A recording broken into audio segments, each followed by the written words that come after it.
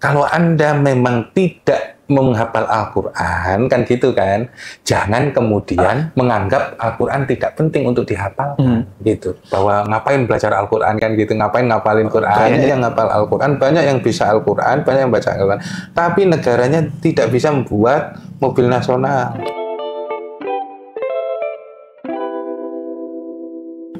Assalamualaikum warahmatullahi wabarakatuh. Terima kasih banyak buat teman-teman semuanya yang sudah masuk lagi ya di kanal Ahmad Zulfikar Official. Ya. Dan kemarin kita sempat membahas tentang episode memilukan Nabi Muhammad SAW. Dan kali ini saya akan membahas suatu mukjizat yang sangat besar yang dibawa oleh Nabi Muhammad SAW, yaitu Al-Quranul Karim. Dan pada saat ini itu marak. Banyak orang yang mengatakan bahwa menghafal Al-Quran itu nggak penting. Banyak orang yang mengatakan bahwa ketika kita menghafal itu akan sia-sia. Kata mereka, itu Al-Quran sudah ada di gadget, ya kan? Sudah banyak mushaf. Lalu apa gunanya menghafal Al-Quran? Dan menurut saya itu, wah ini fenomena yang bikin miris ya. Ya mungkin tanggapan dari Ustadz itu gimana? Ya, membaca Al-Quran, jangankan menghafal. Membaca Al-Quran itu ibadah. Ya, kalau seandainya nggak ada yang mau menghafal, gitu ya, maka Allah yang akan menjaga. Inna nahnu nazzalna dzikra wa inna lahu lahafidun. Kata Allah, kami yang turunkan Quran, kami pula yang menjaganya. Gitu. Jadi di zamannya sahabat, zamannya Nabi, itu hafal Quran itu 20 tahun. 20 tahun. Bisa lepas Quran. Oh. Gitu. Lepas Quran itu benar-benar Quran di luar kepala. Ya, mereka hidup berdampingan dengan Nabi, lalu mereka itu talaki Al-Quran bersama Rasulullah, kan. Kemudian sampai kemudian Rasulullah itu 12 tahun berada di Mekah, kemudian 10 tahun lebih berada di Madinah sampai beliau wafat. Nah, itu secara berangsur-angsur para sahabat itu menerima Al-Quran dari Rasulullah Sallallahu Alaihi Wasallam. Terus hadis yang menunjukkan keutamaan mengajarkan Al-Quran dan belajar Al-Quran sangat jelas. Khairukum man ta'allamal Quran wa 'allamahu. Yang baik di antara kalian, yang terbaik di antara kalian adalah yang belajar Al-Quran dan mengajarkannya. Sampai segitunya. Jadi secara konsep, kalau dikatakan bahwa nggak penting, ya itu orang yang nggak mau ikut menjadi ahlullah, gitu loh. Ya, biarin aja lah. Yang terpenting bagi Anda, jangan gembosin, gitu aja. Gembosin itu? Gembosin orang yang nggak penting hafal Al-Quran karena sekarang udah ada gadget. Gembosin itu apa artinya? Gembosin itu menghentikan semangat orang yang sedang membaca Al-Quran. Gitu. Jadi kalau Anda memang tidak menghafal Al-Quran, kan gitu kan, jangan kemudian menyalahkan orang yang tidak menganggap Al-Quran tidak penting untuk dihafalkan. Gitu. Ya, kalau Anda selalu membawa gadget, kalau tidak, kan gitu. Ya, intinya orang yang menghafalkan Al-Quran itu silakan saja. Itu menjaga kalam ilahi gitu ya? Yang paling tidak dia yang dibaca itu Quran gitu loh. Itu aja udah bagus kan gitu. Tapi kan lebih bagus lagi kalau dia mampu tadabbur, ya kan? Nah, pernyataan seperti itu sebaiknya dihindari. Iya. Nah, ya dengan kemajuan sekarang kayak gini ini, apakah kemudian nggak kurang signifikan lagi Misalnya untuk menghafalkan Al-Quran? Mati lampu selama 1 minggu gitu ya, HP pada mati. Ya, nah kalau nggak ada penghafal Al-Quran, ya itu mungkin ya kemungkinannya jauh sampai kita mungkin sampai wafat itu kan kemungkinannya jauh. Ya kan sampai umur saya habis kan gitu kan ya jauh kan gitu. Tapi ingatlah bahwa fungsi dari Quran sendiri ada fungsi ibadahnya. Iya. At-ta'abbud bitilawatihi itu masih ada. Lah kalau nggak ada orang yang menghafal Al-Quran, kemudian gadgetnya dirubah, hurufnya dirubah, terus kemudian terjadi pemalsuan gimana? Betul. Kalau nggak ada yang ngehafalin. Nah, kalau ada ngehafalin siapa kan? Wah, bisa bahaya juga ya. Satu ayat dirubah untuk kepentingan politik. Dan satu ayat dirubah untuk kepentingan apa? Kepentingan ekonomi pribadi gitu ya. Pribadi. Dan itu yang terjadi ya, Ustadz. Maksudnya keistimewaan kita sebagai orang Islam ya, yaitu kitab sucinya itu terjaga. Ya terjaga. Ya, dan itu pola tidak terjadi ya kan? itu dengan sistem yang telah dibuat oleh Allah. Iya, maksudnya tidak terjadi di kitab suci agama lain. Iya enggak? Tanpa kita menghormati agama mereka ya. Tanpa mengecilkan atau tanpa kita meremehkan gitu ya. Kita tetap gitu, hormati mereka. Tapi pada faktanya kitab suci kita agama Islam yang terjaga dari dulu sampai hari ini. Jangankan Quran, hadis-hadis itu banyak yang dihafal oleh para ahli hadis. Iya. Iya kan? Sampai sekarang aja masih ada orang yang hafal hadis Bukhari. Segitu banyaknya kan gitu, hadis Muslim. Itu loh masalahnya. Oke. Jadi yang harus dipahami kan gitu ya. Oke lah, Anda ingin mengkritisi tentang kecenderungan hafal Quran yang sekarang ini, bahwa banyak sekarang orang hafal Al-Quran itu kayak burung beo. Oh, cuma hafal niruin, hanya sebatas tekstual gitu ya saja tanpa kemudian tahu artinya. Oke, berarti dari sini juga kita menghafal nggak hanya sebatas menghafal ya? Enggak, maksud saya namanya orang belajar, ya kan? Orang belajar itu biasa saja. Kadang itu nggak harus bisa sekarang, paham 10 tahun kemudian itu kan baru kemudian ada manfaatnya. It's okay ya? Iya, sekarang hafal saja, nanti ngertinya nanti kan gitu.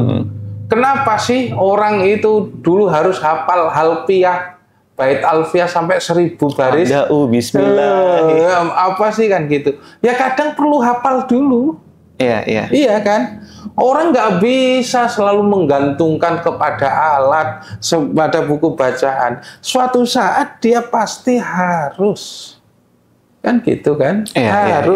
Harus mengandalkan ingatannya kan gitu. Satu-satunya yang ada di ingatan ya memori kita. Betul. Maka kalau Anda ingin bahwa memang ada yang itu pesantren tahfidz itu membuat mundur umat Islam, ada. Yang ngomong kayak gitu. Iya. Termasuk siapa itu Perdana Menteri Malaysia Mahathir Muhammad itu. Oh, bilang gitu. Bahwa karena ada banyaknya gitu ya? banyak SDIT kan gitu. Kenapa? Karena pemuda kita ini nggak belajar sains. Oke, tapi dari situ saya agak setuju loh dari pernyataan beliau karena ketika Mahathir Muhammad gitu. Iya, maksudnya ketika para anak-anak nih diajarkan untuk menghafal Al-Quran tapi tidak dibarengi dengan ilmu-ilmu keislaman yang lainnya. Ya, bukan ilmu keislaman. Dia bilang apa? Sains gitu ya? Sains. Jadi fisika, matematika, kemudian ilmu hitung. Oke. Itu sebenarnya kan harus dilatih sejak awal. Ilmu logika kan gitu. Itu dilatih. Itu kan ada itunya juga ya, ada tahap pembelajarannya. Ada tangga-tangganya kan. Tangganya, ngapal rumus kan gitu. Nah itu yang sebenarnya ingin dicapai untuk kemajuan bangsa. Gitu. Tapi menurut Ustadz sendiri ya, ya betul sih, memang banyak pesantren tahfidz yang mereka itu motonya adalah ya mereka hafal Al-Quran, tapi tidak dibarengi dengan ilmu-ilmu keislaman yang lainnya, kayak misalnya dia harus belajar nahwu sorof. Banyak kan Ustadz mereka hanya membaca Al-Quran terus diajarin Itu tajwidnya. tadi fenomena burung beo. Iya. Nah, Itu gimana? fenomena burung beo itu ya harus diikuti dengan pengertian yang lain, keilmuan yang lain. Jadi sama saja hafal Quran dulu, baru kemudian ilmu alat dan ilmu alat Fikih lainnya. dan Ilmu alat seterusnya. misalnya nahwu, sorof, ilmu Iya. ulumul Quran, termasuk ulumul akidah dan Usul sebagainya. fikih. Iya. Itu baru ada yang seperti itu, hafal Quran dulu, kan gitu. Ada juga yang kemudian belajar ilmu-ilmu itu baru menghafalkan Quran. Tapi yang paling bagus itu ya, menghafal Al-Quran dulu atau kita belajar akidah dulu, Ustaz? Kalau orang Arab itu belajar membaca itu ya lewat Quran. Oke, enggak maksudnya Iya, menghafal Al-Quran dulu. Iya. Tradisi orang Arab, mereka itu kalau sekolah ke kutab. Kutab itu tukang ngaji itu. Tukang ngaji kayak di musola itu kan setiap orang punya pengajian, itu namanya kutab dulu. Lah di kutab itu cara membaca itu belajarnya ya lewat huruf Quran itu. Oh iya. Jadi mereka itu cara membaca tulisan Arab ya belajarnya dari baca Quran. Oke. Nah, ketika itu misalnya anak Anda umur 4 tahun, 5 tahun, 6 tahun, 7 tahun sudah masuk kutab. 4 tahun di situ. Terus kemudian mereka membaca Al-Quran dan sekaligus membaca Al-Quran itu membaca huruf Arab, otomatis lah mereka itu hafal. Mau diulang-ulang. Oke. Nah, itu loh masalahnya. Itu tradisi mereka. Bukan tradisi kita. Lah kita. Ya kan? Lah kita. Sejak kecil disuruh belajarnya apa? Huruf Latin. Iya. A, B, C, D, F, G, H, I, terus ada mangga, ada apel, apa kan gitu kan. Yang kemudian dijadikan lah itu tradisinya udah beda. Iya. Jadi di kita itu kan gitu kan, kita belajarnya Latin bukan Arab. Kalau mereka ya, lah bayangkan misalnya kalau mereka itu pergi ke kutab 5, 4, 6, 7, 8, umur 12 sudah hafal Quran, tiap hari ngaji. Oke Ustadz, katanya ya untuk kita memahami Al-Quran itu katanya nggak sembarangan.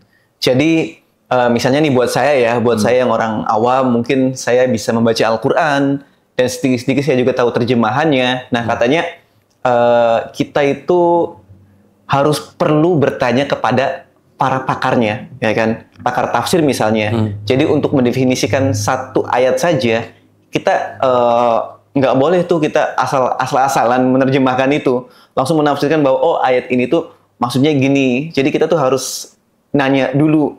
Maksudnya jangan mandiri gitu. Menurut Ustadz gimana?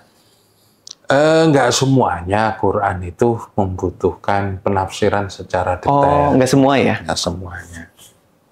Bahkan gini konsepnya. Al-Quran itu kan kalamullah. Ya, bukan kalam Nabi. Kalamullah. Kalamullah ya. Kalam Allah kan gitu. Oke. Firman Allah. Jadi ketika itu diturunkan kepada kita, ya kan, kita harus paham benar-benar apa yang dimaksud Allah, ataukah itu semampu kita? Semampu kita. Ya harusnya sesuai dengan apa yang dimaksud Allah itu sendiri. Firman Allah itu maksudnya seperti ini. Menangkap maksud Allah secara 100% plek itu benar. Oh, susah ya. Apakah itu menjadi kewajiban kita atau sesuai dengan kemampuan kita? Kemampuan. Ya, kemampuan kita. Oke, ya kan? Berarti ketika seseorang kan gitu kan memahami Al-Quran sesuai dengan kemampuannya dan itu berasal dari terjemah, ya mampunya orang memahami Quran kayak gitu ya sudah. Nggak harus nanya sama yang ahlinya gitu. Nah, biar nggak salah tafsir kan. Oke, ya kan? Nah, ketika dia memahami yang seperti itu, maka Kalau ada sesuatu yang tidak dia ketahui, Baru nanya. bertanya. Maka Oke. dipahami aja dulu, fas'alu ahlad dzikri in kuntum la ta'lamun. Bertanyalah kepada ahli zikir, ahli ilmu, ya kan? Ahli Quran, jika kamu tidak mengetahui.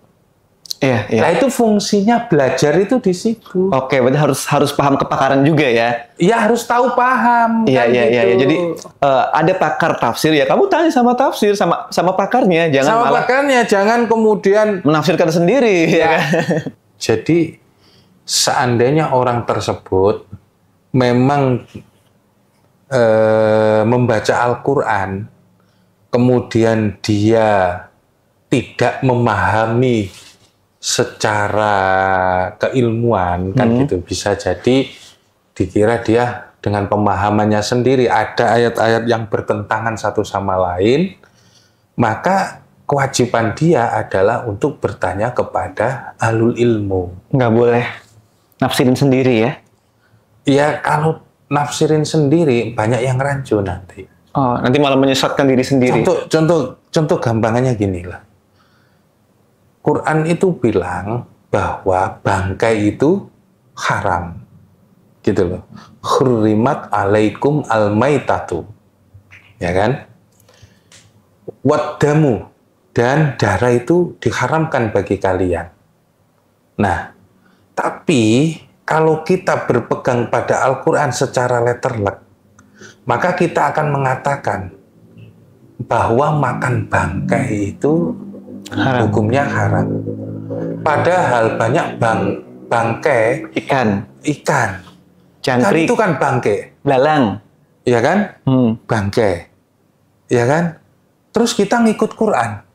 Ya, akhirnya kita nggak makan ikan. Kenapa?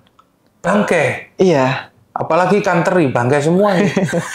Masa harus disembelih dulu? Sejak kapan Anda menemukan teri ditangkap hidup-hidup lalu disembelih? Iya, belum ada. Dapat ikan, sembelih dulu nih. Biar halal. Merepotkan. Repotkan kan? Iya. Lah, kayak gitu itu Anda harus kemudian nyari kemana penjelasannya. Iya, Sementara Anda yang dari awalnya saja sudah makan bangkai ikan. Betul nggak? Iya. Penjelasannya dari mana coba? Tafsiran para ulama. Tafsiran para ulama. Tafsiran para ulama itu kalau nyari tafsirnya saja, kalau Anda pahami letterlek, kagak bakalan ketemu. Maka sinkronisasinya itu ada dengan hadis Rasulullah. Oke. Jadi Al-Quran itu dijelaskan oleh hadis Rasulullah. Disinilah pentingnya orang itu belajar metodologi tafsir. Disinilah pentingnya orang tersebut memahami dan bertanya berguru soal keilmuan. Jadi bukan hanya sekedar menghafal, gitu loh. Iya. Jadi hal-hal yang semacam yang membutuhkan kepakaran dalam sebuah ilmu harus berguru kepada ahlinya. Ya memang Anda mengatakan ikan itu kan bangkai ya, mesti bangkai. Saya ngikut Quran-Qurannya ngomong kayak gitu. Ya naif banget Anda, kan gitu kan.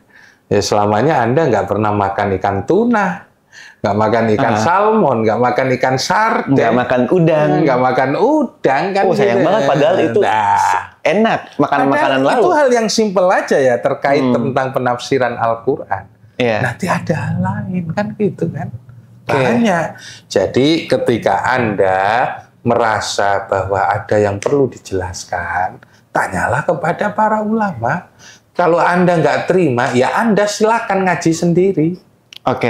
Cari bacaan sendiri. Sekarang banyak penjelasan hal-hal yang semacam itu. Taruhlah nggak mau tanya sama karena ulama sekarang itu kolot-kolot kan gitu katanya. Iya kan? Nah, terus bagaimana kayak gitu itu? Ya Anda harus belajar itu aja. Dan Anda silakan belajar gitu.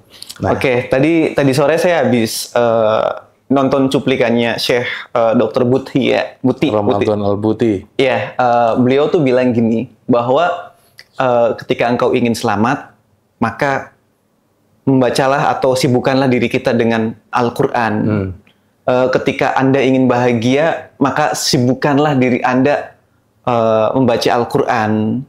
Ketika Anda ingin rezekinya bagus, kurang lebih ya, maka sibukkanlah Anda dengan membaca Al-Quran. Jadi lagi-lagi membaca Al-Quran itu bukan hanya sebatas pedoman hidup, tapi ternyata bisa mengkanter kita untuk mendapatkan hal-hal yang tidak baik. Jadi dengan kita membaca Al-Quran malah akan berlimpah kebaikan-kebaikan gitu. Nggak hanya sebatas pedoman hidup ya. Nah itu kenapa bisa gitu Ustadz? Membaca itu membaca apa? Membaca Al-Quran. Yang bagaimana? Ya menyibukkan diri dengan Al-Quran. Apa dibaca gitu aja? Nggak tahu. Itu gimana sih? Nah. maksud beliau gimana? Membaca itu bisa kemudian menganalisis. Oh, bukan hanya sekedar membaca? Bukan.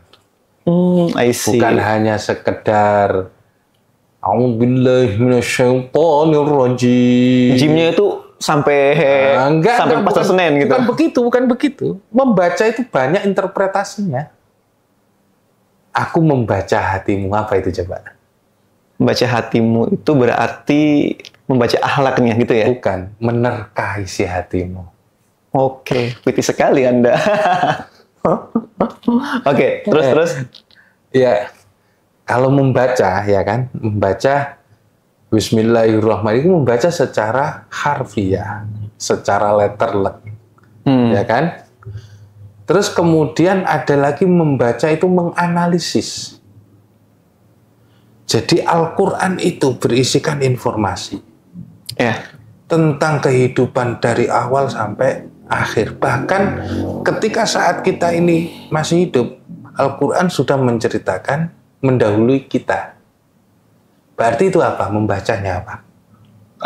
Membaca secara analisis. Iya. Kenapa kaum itu kemudian hancur? Karena bla bla bla bla bla. Akhirnya jangan kita praktikkan, ya kan? Kan gitu kan. Apa yang dilakukan oleh kaum ini? Kaum ini kan gitu kan. Kita mengambil ibarat kan gitu. Terus kemudian baca Quran, ya kan? Berarti sulit juga ya? Ya itu masalahnya. Ya membaca tingkatannya kalau anak-anak membacanya ya alif alhamdulillah. Oke. Kalau yang sudah S1 ya mungkin kemudian membaca ulang kan gitu. Membaca ulang pemaknaan surah Al-Maidah ayat 53 dalam konteks politik misalnya. Itu membaca apa? Menganalisis. Mengaktualisasi. Kan gitu kan? Oke. Lah kalau Anda kemudian ingin misalnya membaca secara pendekatan ekonomi, ya kan? Membaca secara pendekatan ekonomi, bagaimana Yusuf alaihi salam bisa menyelamatkan kaumnya untuk menghadapi paceklik. Oke, akhirnya dia menghayati ayat surat itu ya? Menghayati kan gitu. Bagaimana kemudian bangsa ini agar tidak hancur dari korupsi yang merajalela, ya kan? Lah, siapa yang kemudian ayo baca Al-Quran. Oke, hayati itu. Dalam itu. Tahuilah maknanya. Terus jangan membaca kayak kemudian bacanya anak kecil. Iya. Coba kamu mau kaya, ya.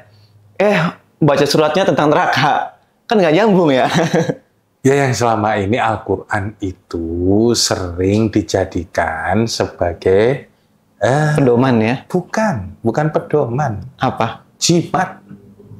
Oke, itu kan yang katanya, nih kamu amalkan ini, maka dalam 7 hari kamu akan kaya mendadak.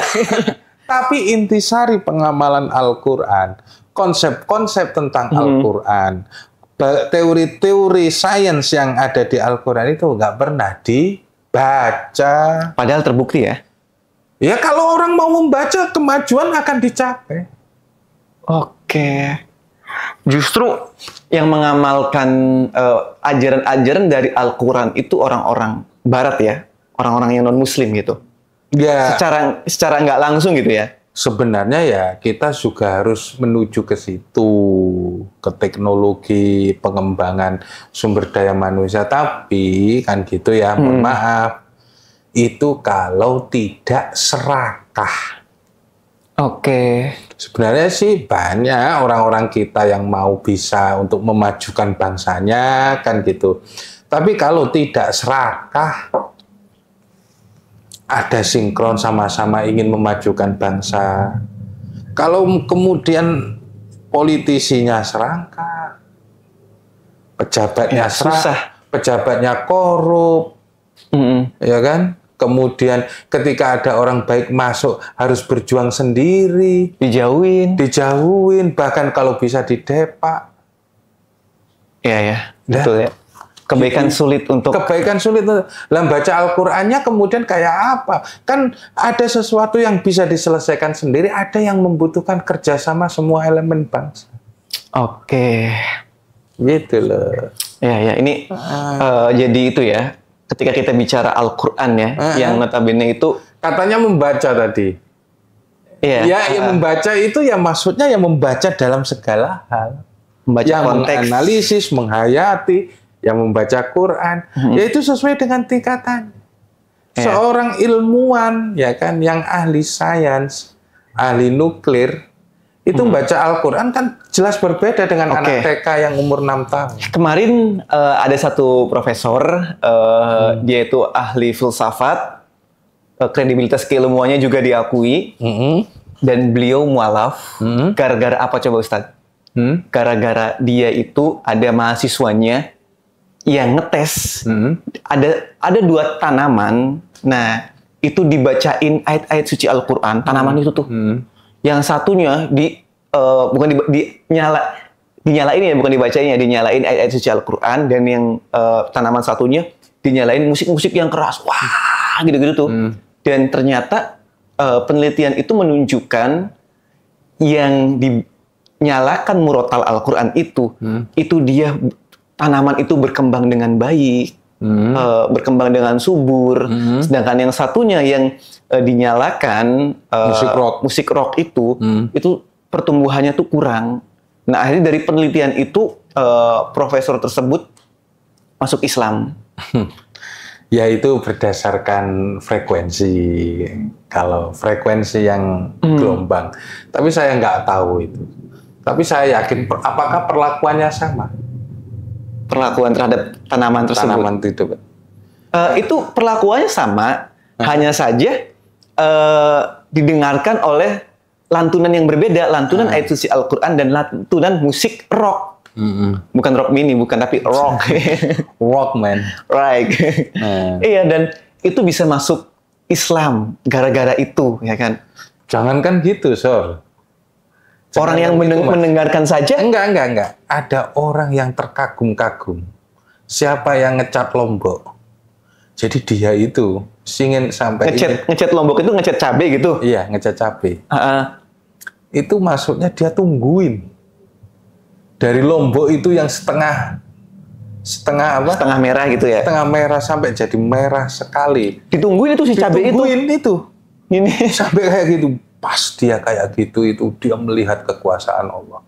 Besoknya masuk Islam.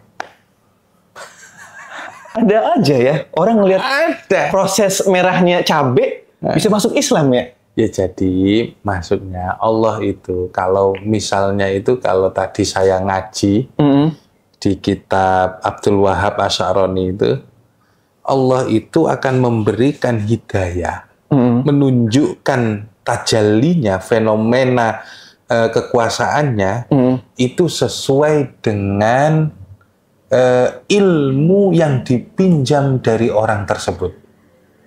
Oke.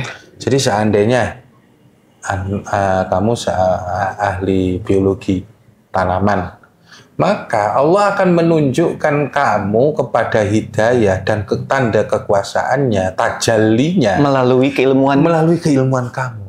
Oke. Gitu. Supaya apa? Kan gitu ya. Supaya kamu mengerti.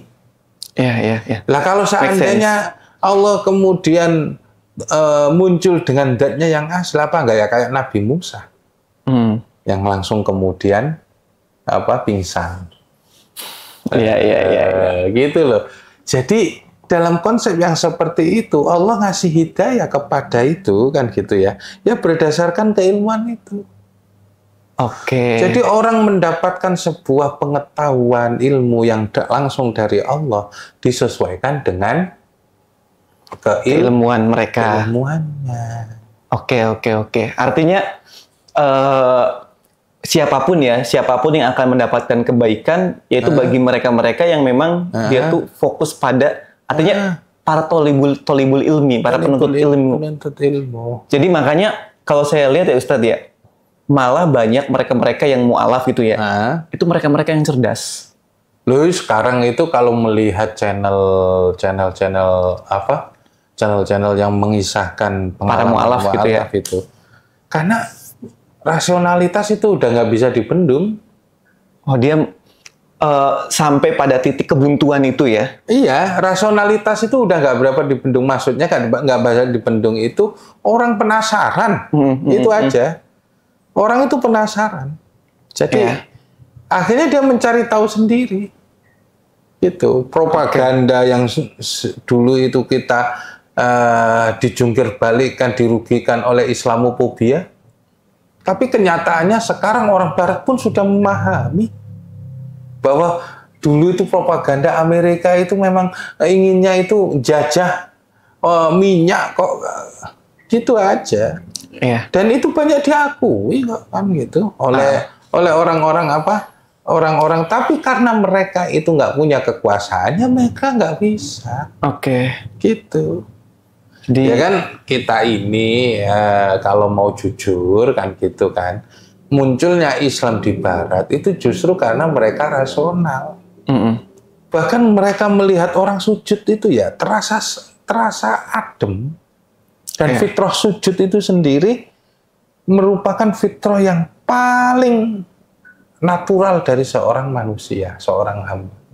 Sehingga orang-orang yang agnotis, ateis, atau non-muslim sekalipun melihat muslim itu sujud dengan ada kenyamanan tersendiri ketika mereka bersujud. Dan ketika diteliti ternyata secara sains ya, ketika orang bersujud itu si aliran darah itu akan mengalir ke kepala, ya kan? Akhirnya Islam itu melampaui zaman. Ya, itu mah penemuan-penemuan berdasarkan empirisme, kebiasaan kan gitu. Tapi ya bisa saja sih untuk menarik perhatian kan gitu. Tapi intinya bukan itu. Oke. Yang ingin saya tekankan kembali kepada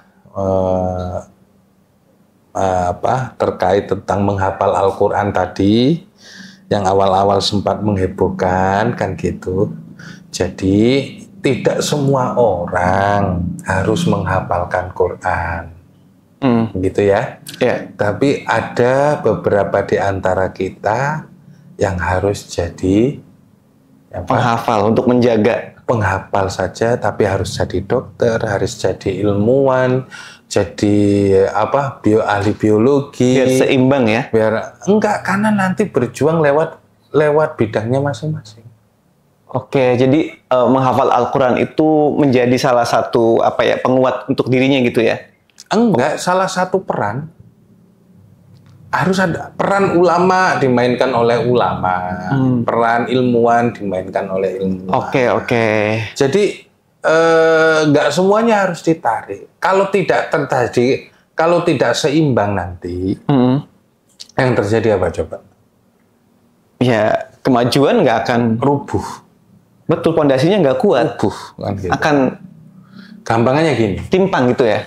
Dulu itu saya masih sangat seneng dengerin ceramahnya almarhum Kiai Haji Zainuddin MZ. Kalau kiai, gitu kan, kumpul jadi satu, kemudian bangun masjid, jadi enggak? Jadi enggak lah. Karena kan kalian mereka ceramah ya kan, harus berkolaborasi dengan para tukang. Nah, Anda saja udah bisa kayak gitu. Seandainya seluruh bangsa ini menjadi penghafal Al-Quran, siapa yang bakal nyembuhin kita? Siapa yang membuat pesawat? Siapa yang membuat industri kreatif? Iya, siapa yang bikin podcast ini? Ya siapa kan? yang membuat mobil nasional? Iya. Siapa yang akan memonitoring pekerjaan penegakan hukum? Oke. Itu loh. Jadi kita itu menjadi bagian dari sebuah masyarakat yang besar. Ya kan, kalau seandainya itu yang kumpul itu 1 ulama, 2 pebisnis yang tukang nyari duit, 3 arsitek, yang keempat tukang bangunan, tukang batu, ya kan. Kemudian yang satunya lagi punya toko material. Kira-kira langsung jadi nggak? Yang tukang material memberi kemudahan akses untuk ngambil barang dulu nanti bayar. Yang tukang bangunan, oke lah dibayar minim nggak apa-apa. Yang penting saya optimal di sini kan gitu kan. Yang tukang pebisnis itu nawarin donatur ke koleganya. Dia ada, terus ada lawyer yang kemudian memberikan advice secara hukum. Yang ngurus HGB, yang ngurus pajak, yang ngurus apa. Terus ada kiai yang kemudian membimbing umat. Jadi nggak kira-kira? Langsung gas, ya kan? Terus, monggo, sholat udah jadi nih. Ya. Oke, Ustadz.